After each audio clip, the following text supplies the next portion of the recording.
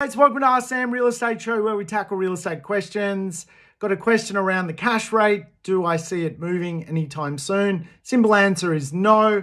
Reserve Bank of Australia have come out and said unlikely to move rates until 2024. The latest series of lockdowns certainly meddling with many people. And of course, this will absolutely reaffirm the Reserve Bank's decision to make sure that rates don't go anywhere anytime soon. Certainly good news for investors.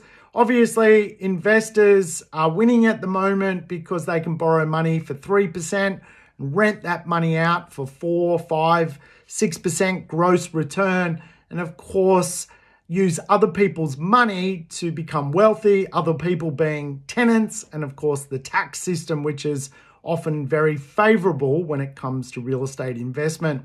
So I tell you what, don't see the cash rate moving anytime soon, which is certainly critical. And of course, for many property investors, they're investing smart at the moment, factoring in inflation that will eventually come by making sure they're choosing really good properties in A-grade locations where tenants can act as a shock absorber for future rate increases by taking on those rate increases by us investors passing on that cost to them. And of course, that is probably the best way to safeguard yourself whenever the rates move, is to make sure you have a property in a good location, which is full of high demand.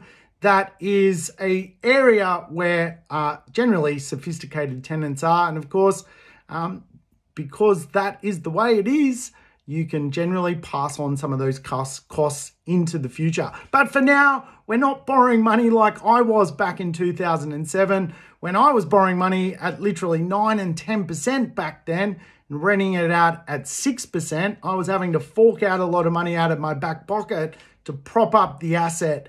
Today, the polar opposite. We borrow money at 3 and we rent it out for much more than that. Good times, certainly when it comes to the cost of money and bankrolling ourselves in this game